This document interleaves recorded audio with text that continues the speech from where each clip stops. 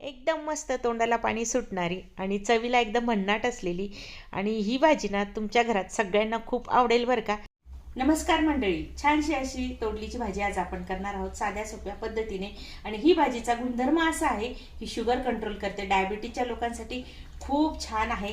चला तर मस्त अशी तोडली भाजी करायला घेऊया। तर चला, पॅन ठेवलेला आहे, पॅनमध्ये 2 पळ्यात तेल घातलं। तुम्ही कमी जास्त तेल करू शकता, जर तुम्हाला कमी आवडत असेल तर कमी टाका। आता बघा, मसाल्याच्या डब्यात चमचा असतो ना अगदी छोटासा, ते चमचा भरून जिरं घातलं। जिरं मस्त तडतडलं, 10-12 लसणाच्या पाकळ्या खलबत्त्यात ठेचायच्या आणि त्या तशाच घालायच्या आणि मस्त ठेचलेलाच घाला म्हणजे चव छान उतरते।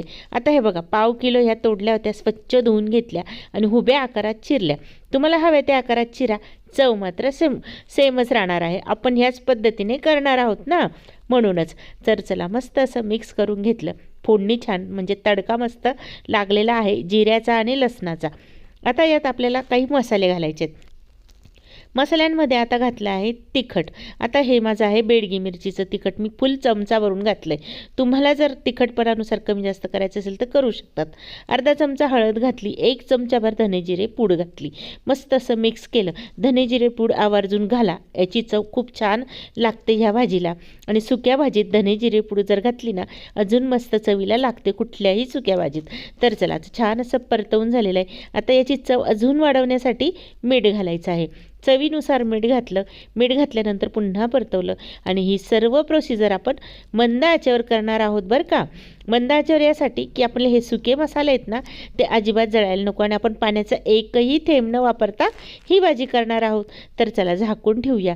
झाकल्यानंतर 1.5 ते 2 मिनिटांनी पुन्हा याला आपण बघून घ्यायचं आहे, कारण ना आपण पाणी नाही वापरल्यामुळे खालीही जळायला नको।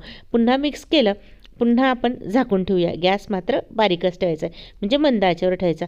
पुन्हा 1.5 मिनिटाने बघू शकता, अगदी 3ऱ्या मिनिटाला आपली ही भाजी तयार झालेली आहे। मस्त असं वाटीमध्ये घाला, नाहीतर ताटामध्ये सर्व करून घ्या।